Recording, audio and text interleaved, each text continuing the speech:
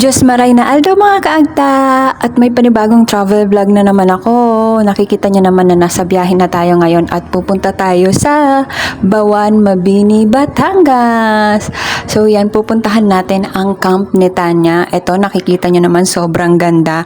Fast forward na pala to, nandito na kami sa reception area. Grabe, sobrang laki ng reception area nila. At tinanghali na rin kami dyan kasi nga Antipolo to Bawan, medyo dulo na ng Batangas to. Kung nakikita nyo naman, sobrang tirik na yung araw kasi tanghali na din yan. Almost 3 hours din yung biyahe, mahigit siguro kung susumahin kasi syempre kasama na yung traffic doon. And at least nakarating kami ng safe. Ayan yung mga dining table nila. Tapos dito na rin kami nag-lunch. Ayan, sobrang sarap ng pagkain dyan. And syempre nauhaw tayo, kailangan natin ng uminom. Dito na nga nawala ang kinain natin kanina sa sobrang dami ng hagdan mga beshi ko. Grabe, nawala yung pagkabusog ko dyan. Ayan, iniikot na pala tayo ni Kuya. Mag-a-assist sa atin papunta doon sa ating kwarto. Ayan, may mga magagandang dyan, facilities na pwede kang mag-picture taking, mag-aura-aura. Ayun, grabe, ang laki ng nila, ng facilities nila. At ayan, may mga pa doon, terrace. Tapos, ito naman yung mga cozy na sofa. Pwede ka dyan mag-picture taking and grabe, sobrang lawak ng balcony na to. Ayun, nakikita nyo yung dagat, diba? Syempre, hindi kayo bulag. At ayun din yung infinity pool. Ayan, tara, samahan natin si Kuya pababa. Grabe, sobrang daming hagdan pala dito, Kuya. Hindi mo naman ako in-inform na ganito pala, hagdan pala yan pala ito. Pero by the way, tara, let's go.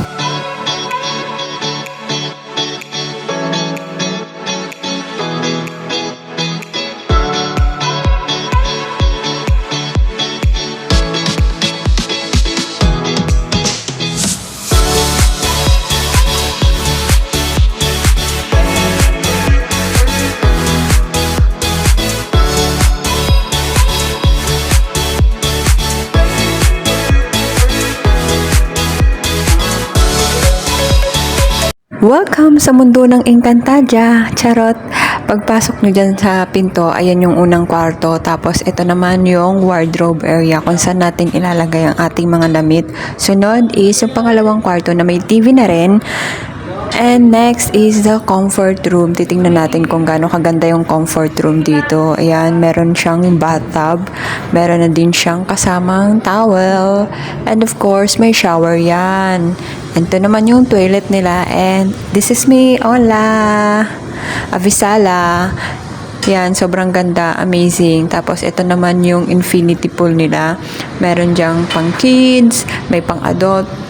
Ang grabe, sobrang ganda at ang puti lang ng building na to, no? Ang sarap tingnan, para ka talagang nasa Santorini. Sa Greece, alam nyo ba yon? Search nyo na lang sa Google pag hindi nyo alam. Ayan yung kiddie pool, yung dark blue, tapos yung pang-adult yung light blue. Tapos ayan, ang hirap lang sulatan nito kasi sobrang ganda. Yung nightlife naman dito, chill lang yung nightlife dito, wala masyadong ganap. Ayan yung lobby, sobrang laki. Dito lang kami sa taas kasi naghihintay din kami para kumain na. And ayan, upo-upo lang, tapos ikot-ikot kung saan may magandang area na pwedeng pagpicturan. At yan na yung gutom nating kasama. Ayan, sobrang ganda ng pool nila paggabi kasi may mga iba't ibang kulay yan. Tapos yan, wala masyadong naliligo. So, yun lang, wala masyadong ganap. And ako naman yan, ayan, 'di ba? Oh, sige, sariling sikap ka diyan. Anong kinakanta mo, girl? Wala lang, charot-charot lang ako diyan. Huwag niyo ako intindihin. At sa mga magtatanong about sa rate, hindi ko po alam. Paki-search nyo na lang po sa Google o kaya sa Facebook. Mag-message po kayo. And yan yung pwesto ko kung saan kami kumain kasi meron dyang long table. At ito naman si Kuya, ayan, taing-tain na siya kaya kumikending ang kanyang puwet. Charot. Hindi po. Joke lang yon. Siyempre, ayan, tingin-tingin lang kami sa tanawin dyan, sa swimming pool kasi sobrang ganda. And nag-picture taking na rin pala ako. Ito naman yung minibar nila. Walang ganap masyado at wala rin masyadong nag-iinom. And kinabukasan pala, ito yung aming breakfast at nag-picture ulit kami. Ayan, sinulit na namin yung picture taking dyan kasi nga para hindi masyadong mainit mamayang tanghali. Ayan, sobrang ganda, diba? Kita nyo naman, grabe, blue yung sky. At ito nga pala, tuwang-tuwa kami dyan kasi may parang paniki na sumusunod sa kanya. Ibon ba yun o paniki? Tapos gusto niyang kunin. Ayan o, diba? Tumatalon pa nga eh. Pero sobrang taas kaya walang nangyari. Umalis na din yung ibon. Ayan, nag-ikot-ikot muna kami para naman masulit namin yung view and ma-check namin kung ano pa bang pwedeng gawin. Maraming pwedeng gawin dyan. May mga activities, may snorkeling, may ano ba yun? Paddle boarding, yan pala, parang kayak siya. So, rerentahan nyo po yan. Hindi ko alam kung magkano, nakalimutan ko na. Hello, Tapos, everyone. ito kami, chill. Beshi! Beshi!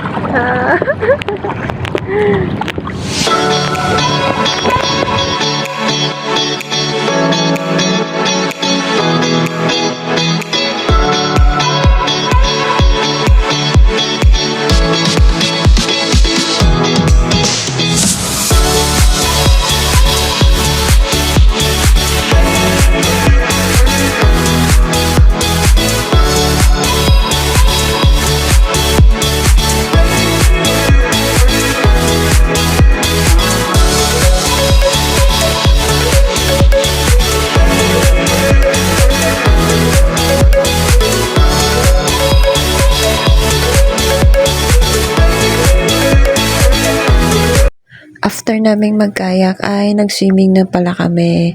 Ayan, dyan tayo sa infinity pool. Grabe, sobrang ganda ng view dyan. At ang lamig ng tubig. Ayoko sanang mag-swimming kasi sobrang lamig ng tubig. Kaso nga lang, nabasa na din ako. Kaya, ayan, nag-swimming na rin tayo. At para naman masulit natin ang napakagandang swimming pool at yung view na binayaran dyan. Kaya, tara, samahan niyo ako mag-swimming.